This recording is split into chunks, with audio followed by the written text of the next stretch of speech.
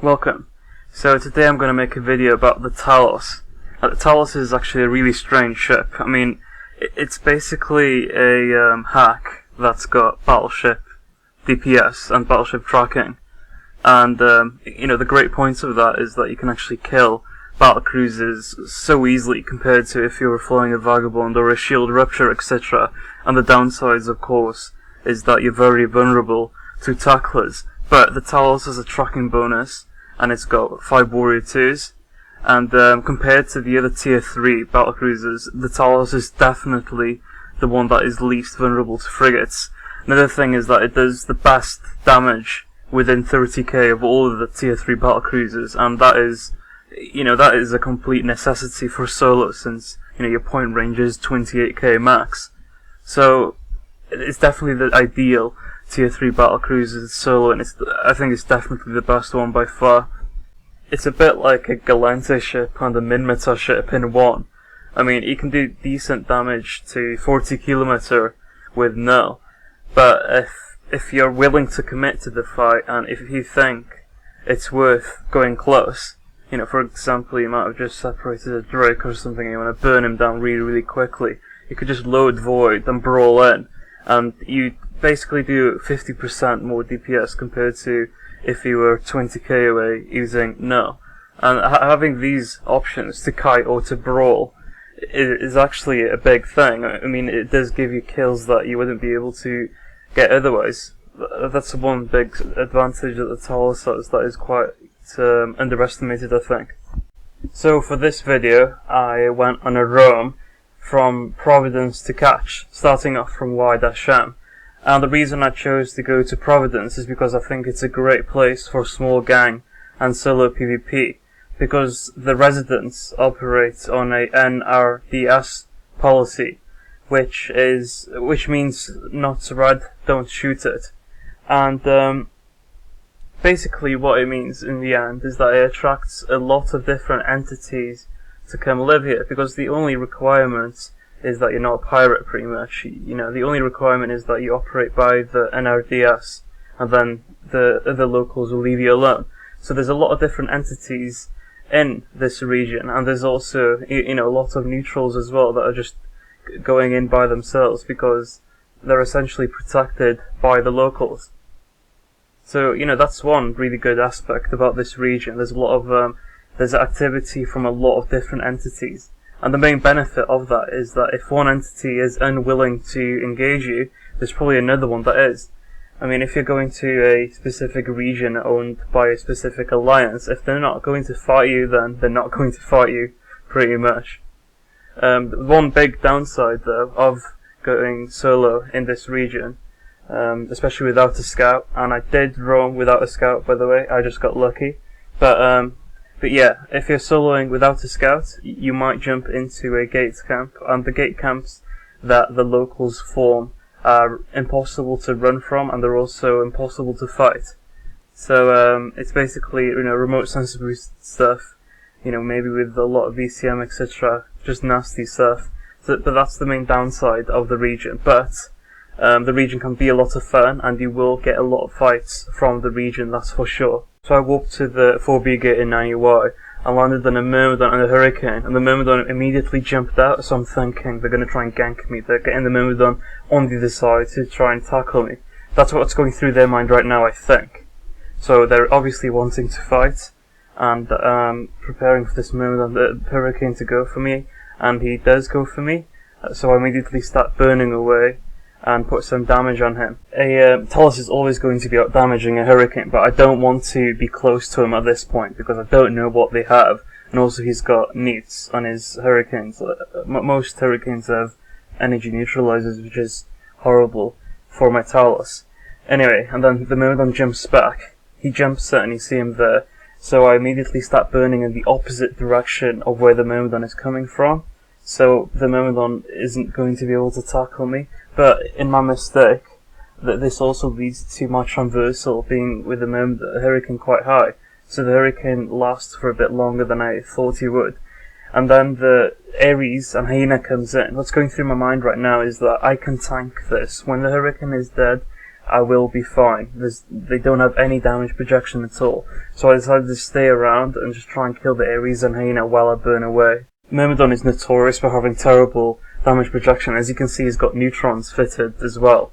And they use drones, and obviously there's no drones on me right now, so if he's got drones out, they're not catching up with me. And then a Brutix and the Harbinger comes in. Brutix is blaster fitted, and the Harbinger is not shooting me right now, and I'm just assuming the Harbinger is pulse fitted. So right now, I can afford to be 30k plus away from their gang. And this Hyena and the Ares burning for me, they've got 0 transversal, and I'm just doing near full damage to them. But one thing to remember is that getting opportunity kills like what just happened when you feel like you're in control goes a long way. I mean, basically what just happened, they thought they were going to get the kill, they thought they were ganking me, and when this is the case, their tackle is being over aggressive, and that's pretty much what happened there. The tackle got over aggressive, I took advantage over that, and I got some cool kills. So at this point, I'm just keeping my range, trying to be as safe as possible, but applying as much damage to try and get through them. The Myrmidon burns away while the Harbinger is burning towards me, so I decided to switch towards the Harbinger, because to keep applying damage to the Myrmidon means I'd have to get closer to the Harbinger. Also, Harbinger could be a nicer target. I have to stay over 30k away from this Harbinger though, because look how much hull I've got left, and I'm quite convinced he's pulse fit. Very important to know at the back of your mind where you're going to align to and where you're going to warp to if needed, especially in a high pressure situation like this when you're in deep structure. It's always good to be generally aligned to something and always remember the position of that something you're aligning to. I look at him to see when he's going to try and warp. He tries to warp at this point, I burn in to try and get a point, but he warps just in time. I could have had him if I overloaded him at MVD, but if I did catch him, I may have died. But there you go, 2 tackle kills, 1 battlecruiser. So the main notes that you should take on board from that is to always be aware of the enemy's damage range and always act accordingly, and let it decide, let it influence your decision if you should stay or not. They could have been long range fitted, but my intuition led to me thinking they were short range fitted, and the reason for that was because the Hurricane was autocannon fitted, the Myrmidon was blaster fitted, and then when the Brutix and Harbinger came in, I just assumed they were also close range fitted, so that was just part intuition. And obviously another thing is the opportunity kills with the tacklers. When you're in a situation where you cannot commit to the fight, but you're in a situation where you're trying to extract yourself from the fight, enemy is being very aggressive, and you should always take advantage over this. And third point is to always be aware of where to align to if things go wrong. So I roamed a few jumps down towards Catch, and I ended up finding a Drake and an Onyx and Scan. There's quite a few people in local, but there's a station here, so I'm not too worried. I activate my close range scanner, and they were on my close range scanner, so this means they're in my cluster.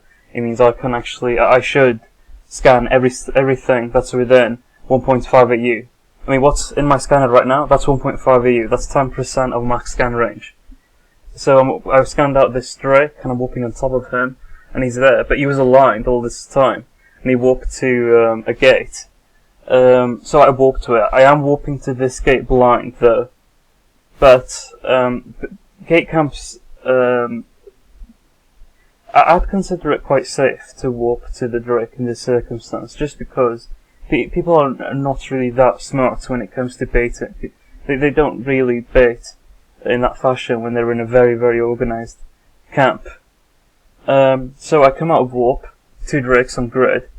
My immediate reaction is just to try and kind of burn away, to kind of suss them out, see if they've got friends.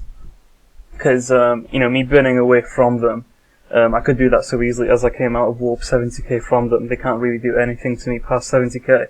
So, it's clear they really don't have any friends. They do have the Onyx, but that's it really. But there's no chance at all of me killing one of the Drakes while taking full fire from both of them. So what I decided to do at this point is load null and try and shoot this Drake while maintaining range from the other Drake. But this Drake warps away. So I'm going for the other Drake, and I immediately decide to load Void. The reason I decided to load Void is just because this target is isolated, the other Drake is whooping away, and I'm thinking I have time to get right on top of this Drake and just blow him up as fast as possible. Because the only person doing damage to me right now is this Drake, nothing else. Also, that Drake was approaching me, and what that means is that I can afford to just approach him. And what I'm trying to say is, if something is not approaching you, it means that when you actually go close to him, it means that you will overshoot the target. And when you overshoot the target, you will miss a lot of hits when you're in a ship like a Talos. Tyrannus pilots will understand this concept a lot, but timing the approach is very important. Although Blaster Tyrannus pilots will understand it in a different way. When you overshoot a ship in a Tyrannus, you lose damage because of range rather than tracking issues. But if you approach a ship that is moving and not moving directly towards you, a ship that you're not going to bump, it means that on the first two 4 seconds, you are going to be missing every single hit until you slow down, basically.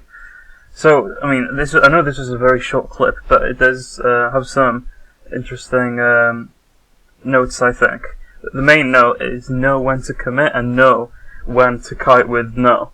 So you know, the first Drake, I wanted to take every advantage that I could get by using null to try and outrange the second Drake.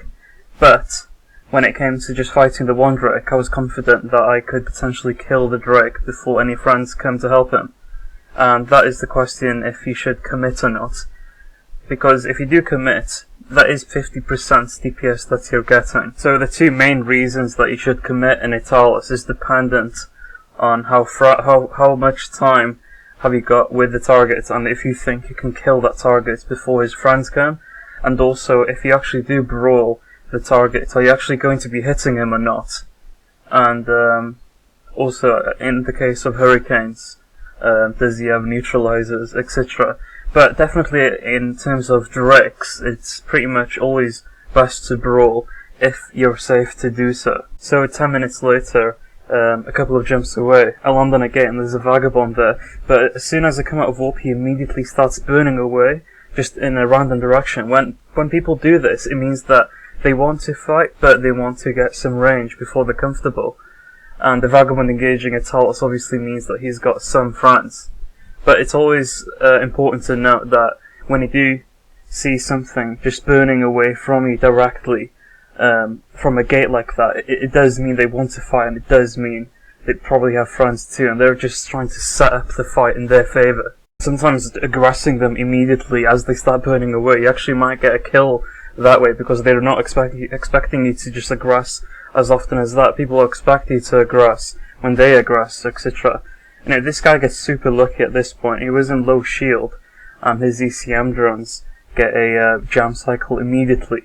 I absolutely hate ECM drones. The best way to deal with them is just to have them on your overview, and then if you're in a position to kill them, and if it's worth killing them at the time, then you should do it. Having a smart bomb on a slow ship is a great way to deal with them, but obviously that's not an option on a Talos, so the best way to deal with them is just lock them up and put my warriors on them. So I'm about to get my lock back. He's overheating right now, he's burning directly away from me, and he's about to try and warp away to the station. And when something is aggressed and they're in low HP and you see them warping towards the station, the best thing you can do is just follow them, actually. If you follow them to the station, and if you come out of warp, you will have a few seconds to put some extra volleys in. And if you do, you know, get an extra volley, and there's a good chance you might actually kill them. I've had so many kills with people that are aggroed, but because of something, you know, like a falcon maybe jamming them out or something like that, so they end up warping to the station. I follow them, I come out of warp and kill them. It's different in this case though, because I warped to 0, and the vagabond also warped to 0, and the vagabond immediately started moving around when I came out of warp, and then because of that I had tracking issues, so I couldn't apply my full damage, and he barely docks. But this is a great way to get kills, following them to a station when they're aggro, then it's important to remember this. But I'm not finished yet in this system. What I decided to do was that I warped to the gate that I was on just then at 100k, and then I was hoping that something would happen, something would warp in at 100k and see if they want to try and gank me. And what happened was that a Drake came in at 100k, and I responded a little slowly at first, but thanks to my momentum I got outside of his web range and I started to get to work on the Drake. So the main mistake the Drake is doing right here, his webs are not overheated and he's not approaching me with his micro overdrive. If he did those two, then I might have been in trouble, but thankfully that wasn't the case. You notice the Harbinger just warped off. The Harbinger is going to come back, he's going to warp to that Drake, and the reason I'm loading null against this Drake is because I do not want to commit. They've got far too many, and if I commit, I am going to die pretty much. Sure, I'll probably kill the Drake, but I'm going to die. And ECM drones get launched. I decide not to go for the ECM drones because I just want to kill this Drake ASAP. I mean, killing one. I'm only going to be able to kill 1 or 2 ECM drones in the time it's going to take to kill the Drake, so I just decide to, put full damage on the Drake. The Vagabond starts burning towards me, as you noticed, and so at this point I'm just, I'm in a comfortable position. I just want to try and kill this Drake and hopefully get that Vagabond afterwards. But a breacher came in. But I am in a tier 3 BC, so you have to be a little bit worried about frigates with them getting on top of you. And the Drake is being smart at this point. He's burning towards his friends. I'm doing less damage, and if I burn towards him, I'm putting myself at risk. But he did this way too late. So the Drake just died. I'm switching to the Vagabond, and the Vagabond does the opposite. The Vagabond, for some reason, instead of burning towards his friends, he's burning away from his friends. If he was burning towards his friends at this point, like I said, my damage going to get negated, and also he can rely on his friends to peel me off him. Also, you will notice this Vagabond, it seems that most of this fight, he's actually orbiting me, he's not manually piloting. And when it comes to flying mobile ships, like, a Hack or a Talos, etc., it's pretty much all manual piloting, apart from when you want to approach. And yeah, look at him, he's obviously orbiting, and he's going to die because of it. I mean, you should only really orbit ships that are larger than you at a close distance, like 500 meters. He's never going to out-track me at 15k. I'm still going to be able to put full damage on him because, micro drive radius, tracking bonus, etc. But this is, I guess, another good example with the enemy gang being over-aggressive, but this time I'm killing heavier ships than interceptors. But this fight does it should give you a good example of how you should deal with when you get shot. I mean, if you get shot while you're in a gang, you should immediately respond by doing something. You shouldn't keep approaching them, let them keep doing as much damage as they can. You should turn around, burn away from the aggressors, and that might actually lead to you surviving. But the most important part of this whole fight there was the initiation. I put myself at a rather vulnerable position. I made myself a target for them, and they went for it, and then from there on they were in a full aggressive spirit, and I just tried to take advantage over it. A lot of fights can spark from that. You need to look at the enemy's perspective. In their perspective, they're trying to get a kill, they're trying to gank you, and you should always, have that in mind. And of course, in a ship like a Talos, mobility is everything. You need to always be moving, pretty much, if the enemy is also moving and you're not wanting to commit. I mean, being mobile on positioning, focusing on positioning is actually so important after the introduction of tier 3 battlecruisers. I mean, they're doing so much damage in comparison to their EHP, but they've also got a lot of speed to back them up. I think they're by far the most positioning heavy ships in the game, because if you do end up messing up, positioning wise, you will pay for it pretty much, and other ships doesn't really suffer to the same degree. So I saw a Hurricane jump into YWS and I followed him. Then I jumped into a camp that is engaging a Drake while the Drake is burning away. I immediately decloak. I burn for this Ares, but the Ares is burning away from me. So I'm not going to kill him. So I decided to turn around and I'm now going for this Hurricane. And this is a great situation for me right now. All of these guys are focused on the Drake that is burning away. They're not doing anything for me. So I'm free to do as much damage as I can. And they're also, because they're burning in one direction, it means they've got no peeling abilities. I mean, if I was shooting this Hurricane and his friends is burning towards me, then, you know, that's peeling ability. They'll be able to influence my positioning to make it so that I have much less damage, or maybe no tackle on the Hurricane. But of course they're not doing this. They're focused on going for that Drake, and that Drake did just whoop out and the Hurricane died. So I'm going for this Brutix at this point, and I'm pretty sure it's a Blaster Brutix, and I'm at a very, very good position here. But Myrmidon and the Harbinger warps off, and I've still got tackle on this Brutix, so the main thing I should do at this point is just hold the Brutix hostage, see if his friends come back in. I mean, this Brutix isn't doing anything at all. He's not even got me locked at this point, but even if he did have me locked, even if he was shooting me, he wouldn't be able to do any real DPS. So at this point, I'm just going to hold him alive, and I'm just going to hope that his friends come back. It's very important to, always be aware how much DPS the enemy can do, how much DPS you're going to be taking, etc. And you should always do something that is, that's smart for that situation. And that Drake comes on scanner.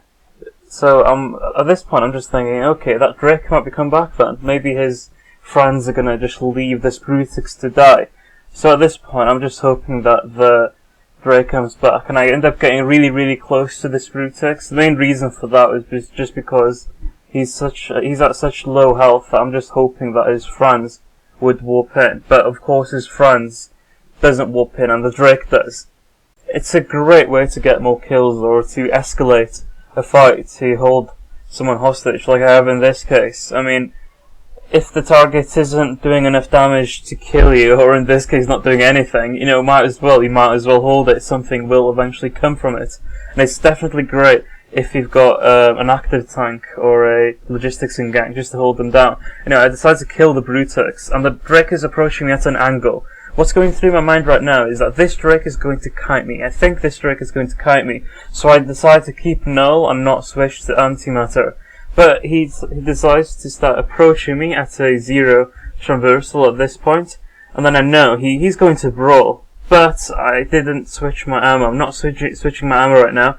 And I should have. It only takes 5 seconds to switch my ammo. It would help my damage output and my tracking if I went for Caldari Navy Antimatter. Best thing I can do at this point is just to overheat my warp drive, burn in one direction to minimize transversal as much as possible. And this Drake actually caps out at this point. He slows down, you notice. And the reason for that is just because he's been micro-warp driving for so long. Drakes cannot perma-run the micro-warp drive, so he should have treated his capacitor more carefully. So that fight was just a good example of just taking advantage over a situation.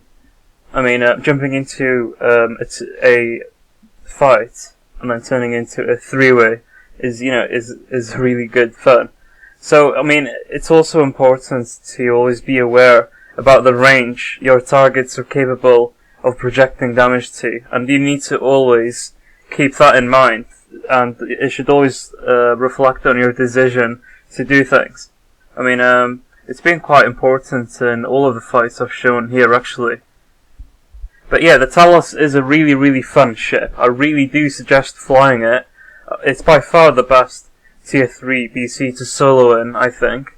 And you guys should give it a shot and let me know how it goes.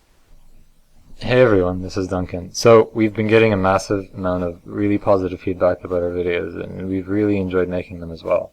And from the feedback, nothing makes us happier than seeing someone email us and tell us about an engagement where they were outnumbered and they did really well, because they credit Eve is easy, and they feel that we've inspired or encouraged them to go out and try PvP and just have fun.